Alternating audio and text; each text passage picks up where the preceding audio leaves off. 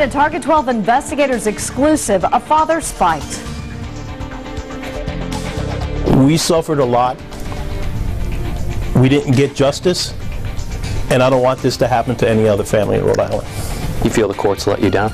The courts let us down.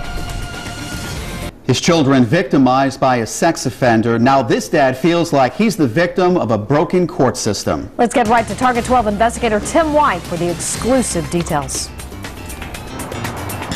Convicted sex offenders are given a level based on how dangerous the state thinks they are. From a level 1, a low risk to reoffend, up to a level 3, which is a high risk. But we've discovered a growing number of sex offenders are getting their classifications lowered by appealing them. That means you may not know who or where these sex offenders are. 7 years later, I'm still... After everything his family has been through, it took a lot for this man to share his story with Eyewitness News. We're concealing his face to protect the identity of the victims. The worst experience that I ever had as a father in my life was hearing the cries from my daughter as she was being interviewed by the police department. It was absolute hell. This man's pain and anguish doubled when his family discovered 2 of his daughters had been molested by someone close to the family. The girls lived with their secret until he says one of them started to fall apart. And she was cutting herself and she was trying to hurt herself. In 2007, the man accused of these heinous acts pleaded no contest to 5 counts of child molestation. For a brief time, he was classified as a level 2 sex offender, but he quickly appealed the classification and won, reducing him to a level 1. It means you won't find him on the sex offender website, and neighbors are in the dark about his history. People have the right to know that someone who has sexually assaulted 2 people are in their neighborhood. But our Target 12 investigation reveals he's not the only one. Records from the Sex Offender Community Notification Unit show the judge currently handling appeals has ruled in favor of the sex offender 58% of the time since March of last year.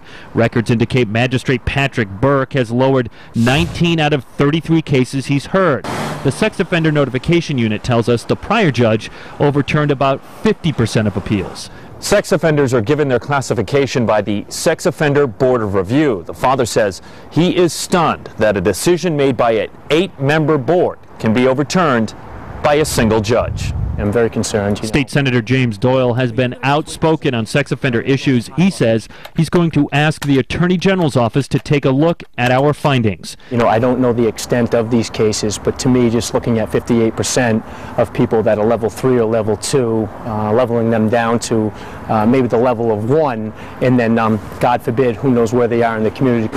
A court spokesperson says Magistrate Burke does not allow cameras into his courtroom, and he declined our request for an interview. But in a statement, a spokesperson says the magistrate must and does take each case as it comes before him or her.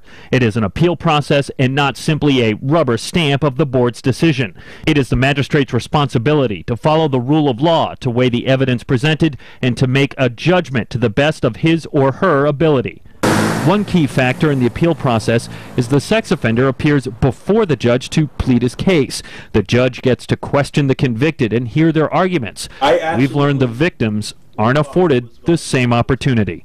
I'm wondering if you or your daughters were ever brought into the appeal process. Absolutely not. So your voice was never heard? It was never heard.